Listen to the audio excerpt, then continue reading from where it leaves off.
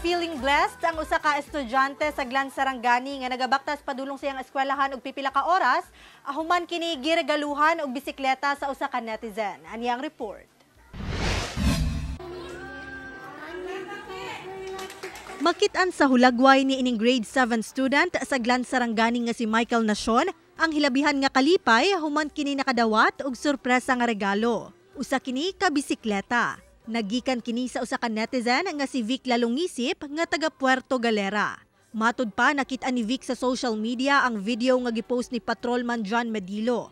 Asa gipasakay sa ilang tropa sa patrol ang estudyante. Sanglit kapin oras matud pa ang ginabaklay ni ini gikan sa ilang balay padulong sa tulunghaan. Malayo po yung nilalakad niya araw-araw para lang makapunta sa kanilang paaralan. Awa agad yung naramdaman ko na may caption nga na naglalakad ng malayo, makapag-aral lang.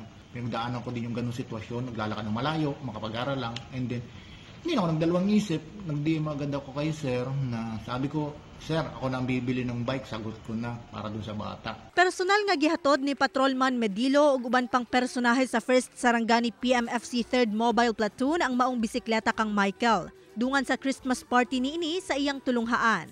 Kita ko po talaga sa mukha ng bata na masayang-masaya siya. Hindi niya kasi in-expect na mabigyan siya ng maagang pamasko. Nang hinaot si Vic nga magmalampuson si Michael sa iyang pag-eskwela. Patuloy siya ng pag-aaral, tapusin niya. Huwag siyang magpatalo doon sa ng kahirapan. Bagkos gawin niyang inspirasyon para lalong magpursige. Ako si Abby Caballero para sa One Mindanao.